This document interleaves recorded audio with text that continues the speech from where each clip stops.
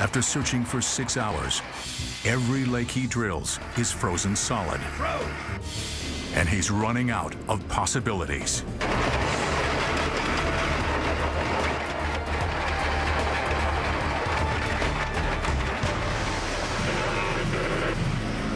Water. Finding water is just half the battle. His 300,000-pound B-70 pumper truck can only drive on ice that's 4 feet thick. What you got, Davey? 3.5 and 2.5 feet of water. Okay, back up. On the left over here.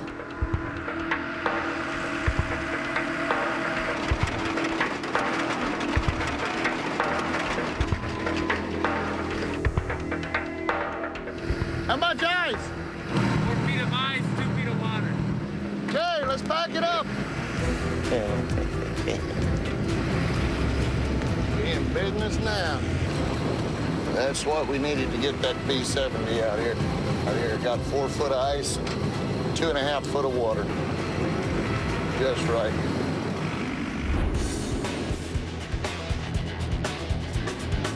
"100 miles west, deep in the tundra, Catco veteran Randy Blevins and his greenhorn partner Harley Seifert are on a 400-mile expedition to deliver fuel to a remote but critical airstrip.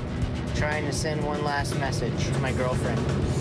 It's definitely difficult to be away. And she's pregnant also, so it makes it even more challenging. Until now, they've been driving on a gravel road, but they've just reached the end of civilization. Our work begins at the end of the gravel road. Randy and Harley are about to brave an unforgiving Arctic wilderness. Right now, Randy, he's in front. He's a good guy to run with. He does have wisdom out here. Randy relies on GPS for a general guide, but the Alaskan tundra is a constantly changing labyrinth of deep craters big enough to swallow a Catco. There's lots of lakes around here. That's why we're always weaving. They're all obstacles we're going around. We'd love to just go beeline, straight line, but can't do it. As the winter night darkens the shifting tundra, they approach one of the most feared obstacles for Catco drivers, the Colville River. River crossings is probably your most challenging here in the area we're going to. If you're going across for the first time, then you have to be worrying about ice thickness. The Colville River is North Alaska's largest. In the wintertime, the water flow and ice cover change constantly. The only way to cross safely is to get out and test it. Probably jump out and drill a couple holes here. Here you go, Harley. Make sure there's enough ice to hold us up. Some of the dangers of water crossing is falling through is the biggest one. You don't know how deep the water actually is, how much of it's froze. We have over 4 foot of ice. We're gonna go across. Although there seems to be enough ice on top, the flowing water underneath can create weak spots. The true test will be when they creep across. Are you ready there, Harley? Yeah, I'm ready.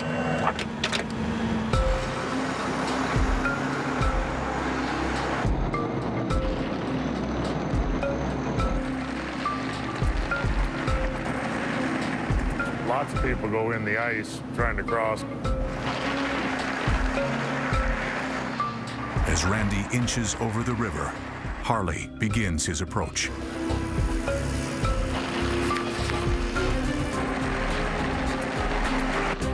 The main thing on a river is go slow because you can actually blow the ice out on the other side. A blowout could send both Catcos plunging into the frigid water below. You across, Harley? Yeah, we're across now. Survived again. We're to the point now we're going to start breaking new trail off to the west. 110 miles to the northeast, James Bailey is building a 26-mile ice road to move a 1,500-ton oil rig. he's found a source of fresh water to cap the road.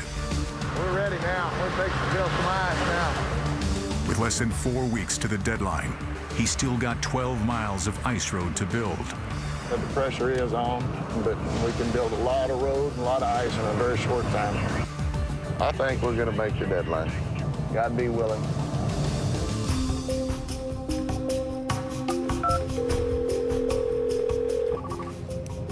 Yeah, I see you, James. Hey, James, CJ. Yes, sir.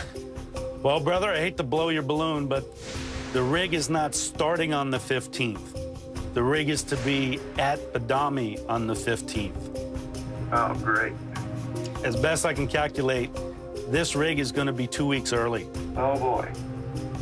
Well, I guess we'll just have to pull a rabbit out of a hat on this one. No question, Jim. It's going to take everything you got and every piece of equipment we have. This just became a Herculean feat. This is not something simple. Right, right. Tell me now, straight up, you can do this for us, can you not? I hate to hear that schedule like that, but, yeah, we'll get her done.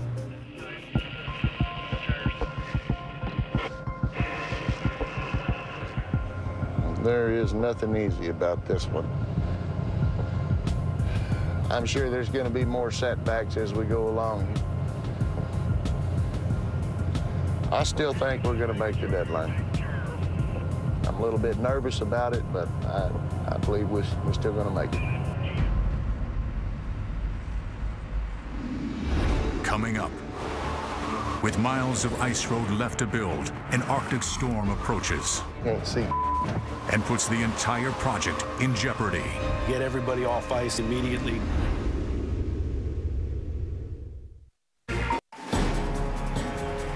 Veteran Randy Blevins and his apprentice Harley Seifert are driving Catco trucks across the Alaskan tundra. Their mission is to deliver critical fuel to an isolated Arctic airstrip. They've reached the hardest part of their expedition. We're to the point now we're going to start breaking new trail through the unknown. The bad part is you don't know what's underneath the snow in all these spots. It looks flat, but there's actually holes underneath there. Taking the lead, Randy has to feel his way around the steep cliffs. One wrong turn could send his Catco over the edge. With 2,400 gallons of jet fuel on board, a crash could be catastrophic. Oh, there's some 40 or 50 footers that's very easy to drive off the edge of one. They could hurt you bad if you go over them. Driving for so many hours in the dark also brings fatigue. We've been out here 36 and a half hours. A typical run would be like 18-hour run. It's starting to catch up with me a little bit. My eyes are getting a little heavy. As Randy leads the way around the bluffs, Harley needs to keep his tires in Randy's tracks. There's times on the trail, you just make sure you're staying on it. You kind of just zone out about everything else. This is rough. I think this is a bluff right here. We've got a little narrow strip of land that we got to make sure we find. According to Randy's GPS, there are cliffs on both sides. It takes a precise sequence of turns to safely navigate this maze. It's very deceiving. I mean, all you have to be off is 15 or 20 feet in some areas. Very easy to get yourself hurt. Randy threads his way along the bluff spine, carefully avoiding the steep drop-offs on both sides.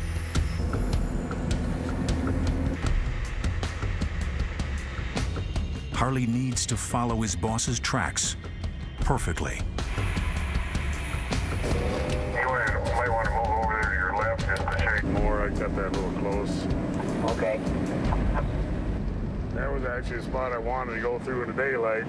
Looked like it dropped off fairly good. It finally got me nervous. Precision navigation with a Catco in the Alaskan Arctic is some of the most dangerous driving on Earth. There's challenges ahead of us.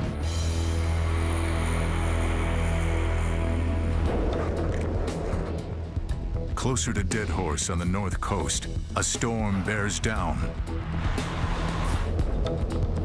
The AIC construction team is only 16 miles into their 26-mile ice road building challenge.